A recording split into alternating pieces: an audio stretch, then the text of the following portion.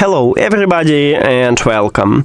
In this video I'm going to show you how to install and set up the application for your speaker JBL Charge 6 on your iPhone.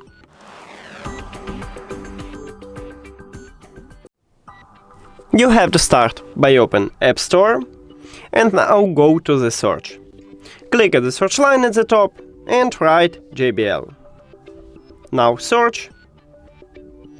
And right here we have an application. What we need is JBL Portable, not normal JBL. So you should install it. And now open it.